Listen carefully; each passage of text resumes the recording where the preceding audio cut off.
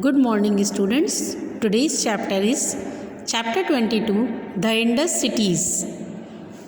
कैसी थी Indus valley civilisation की सिटीज़, मतलब शहर कैसे थे, किस तरह की उनकी सिटीज़ प्लान की गई थी और क्या क्या वहाँ पर था। तो सबसे पहले मैंने आपको बताया था कि इंडस वैली सिविलाइजेशन जो है वो फर्स्ट सिविलाइजेशन है जो कि एक वेल प्लान्ड सिविलाइजेशन थी, मतलब अच्छी तरह योजना के द्वारा बसाया गया शहर था और यहाँ पर सभी के लिए फूड था, मतलब खाने की चीज़ें थी और यहाँ पर लाइफ के लिए बहुत ही अच्छी सभी को फैसिलिटीज़ थी और बहुत सारे लोग जो थे वो फार्मर न होके और दूसरे काम भी करते थे, क्योंकि यहाँ पर खाने के लिए सबके पास था। वो क्या काम करते थे, जैसे कुछ लोग पॉटर्स थे, कुछ कारपेंटर्स का वर्क करते थे, कुछ लोग टीचिंग का काम करते थे और कुछ प्रीस्ट थे। पॉटर्स मीन्स जो बर्तन बनाते हैं, कुम्हार। कारपेंटर्स जो बढ़ई होते हैं। टीचर्स शिक्षक जो कि दूसरों को पढ़ाने का काम करते हैं। एंड प्रीस्ट मतलब पुजारी जो मंदिर में या आपके चर्च में कहीं पर भी पूजा पाठ का काम करते हैं। तो इस तरह का काम भी लोग इंडस वैली सिविलाइजेशन में करते थे और जो विलेज जो थे वो अब आगे ग्रो होके क्या बन गए थे, सिटीज़ हो गए थे। और कुछ सिटीज़ जो थी वो बहुत ही अच्छी और डेवलप सिटीज़ हुई जो कि इंडस रिवर के किनारे डेवलप हुई। तो जो ये इंडस वैली सिविलाइजेशन था ये पूरा आपका इंडस रिवर के किनारे डेवलप हुआ। इंडस जो रिवर है ये कहाँ से आती है, हिमालय से आती है और हमारे इंडिया में फ्लो करती है, बहती है।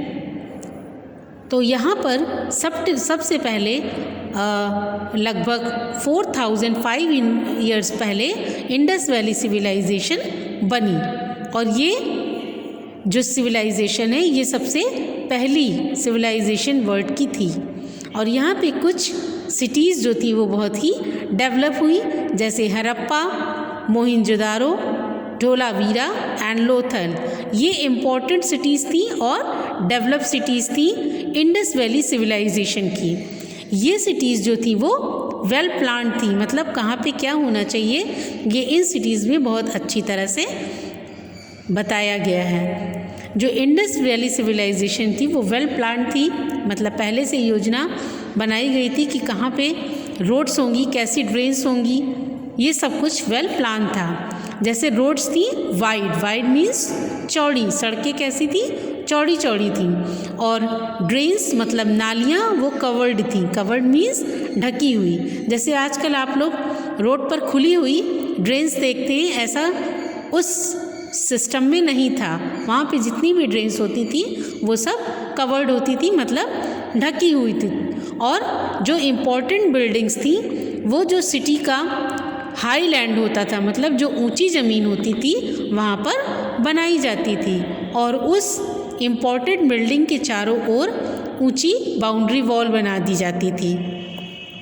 इसी के साथ साथ वहाँ पे ग्रैनरीज होती थी। ग्रैनरीज जो उनके ग्रेन्स होते थे, मतलब जो अनाज होते थे उनको स्टोर करके रखने की जगह होती थी, जिसको कि ग्रैनरीज कहा जाता था।